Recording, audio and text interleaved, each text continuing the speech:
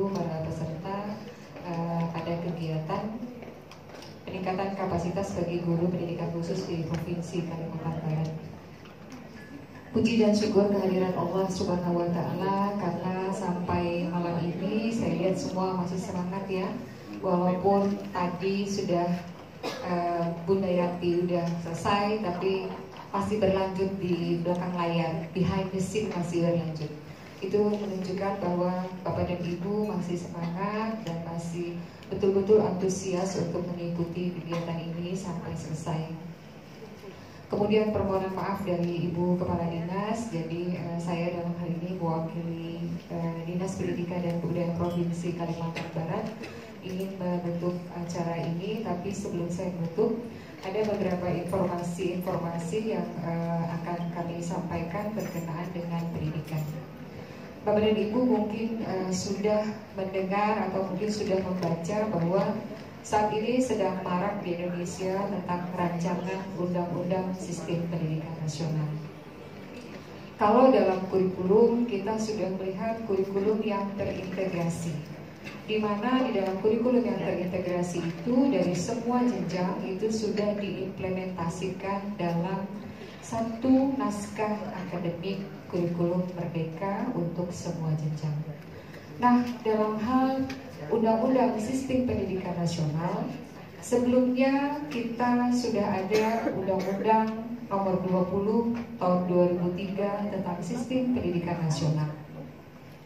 Undang-undang ataupun regulasi yang kita gunakan adalah sebagai langkah ataupun sebagai pijakan, sehingga pada saat kita akan melangkah untuk melakukan sesuatu berkenaan dengan layanan pendidikan, tentu dasar regulasi yang kita gunakan adalah Undang-Undang Dasar 1945 Pancasila dan undang-undang yang kita pakai sebagai pijakan dasar kita untuk melakukan layanan dalam hal ini layanan pendidikan. Yang pertama adalah Undang-Undang Nomor 20 Tahun 2003 tentang Sistem Pendidikan Nasional. Kemudian kita juga mengenal Undang-Undang Guru dan Dosen Nomor 14 Tahun 2005. Undang-undang yang kedua dalam sistem pendidikan di Indonesia yang kedua adalah Undang-Undang Nomor 14 Tahun 2005 tentang Guru dan Dosen. Kemudian dalam sistem pendidikan di Indonesia juga kita mengenal ada lagi undang-undang tentang sistem pendidikan, cuma dalam hal ini adalah untuk pendidikan tinggi, yaitu Undang-Undang Nomor 12 Tahun 2012. Jadi masing-masing regulasi yang ada di Indonesia itu masing-masing punya rumahnya sendiri-sendiri. Jadi ada Undang-Undang Sistem Pendidikan Nasional yang berjenjang dari pendidikan anak usia dini, pendidikan dasar, pendidikan menengah. Kemudian ada Undang-Undang Guru dan Dosen. Kemudian ada lagi Undang-Undang tentang Undang-Undang Pendidikan Tinggi. Di dalam undang-undang yang sekarang, rancangan undang-undang adalah mengintegrasikan dari ketiga undang-undang ini menjadi satu rancangan undang-undang. Harapan kita adalah mudah-mudahan dari tiga ini betul-betul mengakomodir dan memfasilitasi hal-hal yang berkenaan dengan layanan-layanan dalam hal pendidikan untuk semua jenjang dan semua jalur. Salah satu informasi yang kami bisa sampaikan di situ, karena ini baru berupa rancangan, ada 3 produk di dalam rancangan Undang-Undang Sistem Pendidikan Nasional. Yang pertama adalah rancangan undang-undang itu sendiri. Yang kedua adalah naskah akademik dalam rancangan Undang-Undang Sistem Pendidikan Nasional. Kemudian yang ketiga adalah kita semua masyarakat yang berkenaan dengan pendidikan diperkenankan untuk memberikan masukan-masukan dalam sistem pendidikan yang ada di Indonesia. Momen ini kenapa saya sampaikan di sini, mudah-mudahan di antara Bapak dan Ibu yang merepresentasikan pendidikan khusus yang hadir pada malam ini, setelah melihat dan membaca rancangan undang-undang yang versi Agustus ya, itu bisa memberikan masukan-masukan untuk kita semua yang nantinya akan memberikan dampak yang cukup signifikan dalam hal implementasi daripada undang-undang tersebut, yang mudah-mudahan betul-betul merepresentasikan pendidikan khusus yang ada di Indonesia. Ini kesempatan bagi kita semua untuk bisa memberikan masukan-masukan terhadap rancangan undang-undang tersebut. Jadi silakan Bapak dan Ibu nanti bisa googling dan bisa lihat di situ mana kira-kira di antara pasal demi pasal tersebut yang perlu kita berikan masukan sehingga bisa memberikan manfaat yang cukup besar, tidak hanya untuk pendidikan yang sifatnya reguler, tapi juga untuk pendidikan khusus. Itu harapan kami seperti itu. Kemudian saya baca juga di dalam rancangan undang-undang itu, kalau dulu kita mengenal pendidikan itu ada pendidikan formal, pendidikan non formal, dan pendidikan informal. Nah, di dalam rancangan undang-undang yang terbaru itu, pendidikan formal, pendidikan non formal, serta pembelajaran informal. Jadi agak berbeda sedikit. Nah, apakah yang membedakan antara pendidikan dan pembelajaran? Itu ada di dalamnya di situ. Silahkan nanti kita baca. Kalau kira-kira belum mengakomodir apa yang menjadi keinginan kita untuk bisa merepresentasikan pendidikan khusus, silahkan kita bisa menambahkan.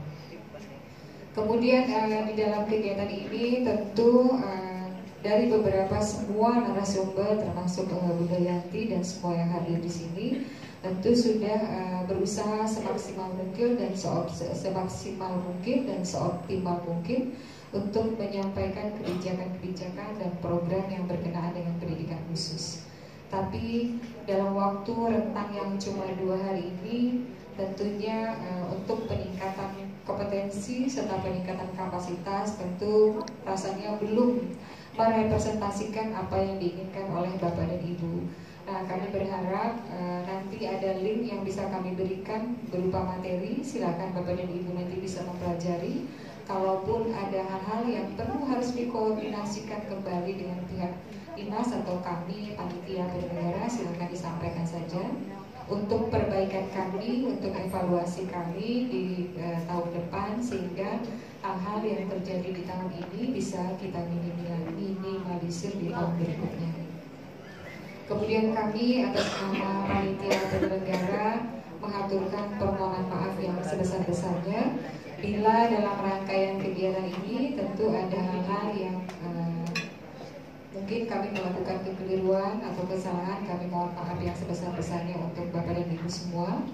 Kemudian hati-hati dalam perjalanan. Saya rasa semuanya sudah mau pulang ya. Apakah pulangnya malam ini ataupun masih mau jalan lagi atau mungkin besok, ya silakan saja. Yang penting segera pulang, kemudian sampai ke rumah dalam keadaan sehat walafiat, tidak kurang suatu apapun. Amin.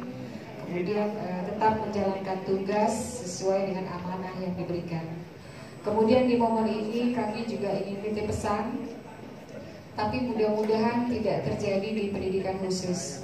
Karena sejak saya berada di Dinas Pendidikan dan Kebudayaan Provinsi Kalimantan Barat, kurang lebih hampir 1 bulan, hampir 2 bulan saya berada di Dinas Pendidikan, hampir 2 bulan berada pada bidang ketenagaan. Kami sudah melakukan sidang kode etik untuk pendidik dan tenaga kependidikan untuk jenjang SMA dan SMK itu hampir ada 7 nggak ya Pak Hadi? Kurang lebih ada 7 kasus yang harus kami tangani, dan itu ada 2 kasus yang sangat berat sehingga harus diberhentikan, sementara yang 5 itu kita copot. Kemudian ada juga yang dimutasikan. Tapi saya berharap di SLB tidak terjadi ya, tidak terjadi khususnya. Dan saya berharap juga nanti minggu depan atau seterusnya tidak ada lagi kejadian yang terulang, baik itu SMA, SMK maupun SLB atau jenjang layanan lain yang ada di Provinsi Kalimantan Barat dan di Indonesia. Karena sekarang kita apapun, bahkan 1 hari pun kita ingin mengajukan izin kepada pimpinan, izin misalkan tidak masuk, itu tidak diatur dalam regulasi. Pak, izin ya, besok saya tidak masuk, itu tidak diatur dalam regulasi. Bahasanya tetap adalah cuti, walaupun cuma 1 hari. Jadi mau tidak mau yang namanya aturan memang harus kita jalankan. Nah, berkenaan dengan itu, melalui momen ini kami juga ingin tetap pesan untuk Bapak dan Ibu semua, segala sesuatu yang berkenaan dengan disiplin pegawai negeri sipil untuk semua jajaran kita, bahkan yang berstatus juga bukan pegawai negeri sipil, tentu harus diatur oleh SOP ataupun tata tertib yang ada di setiap satuan pendidikan, baik itu SMA, kemudian SMK maupun SLB. Sehingga hal-hal yang berkenaan dengan kendala dan permasalahan PTK atau pendidik dan tenaga kependidikan itu dapat diminimalisir.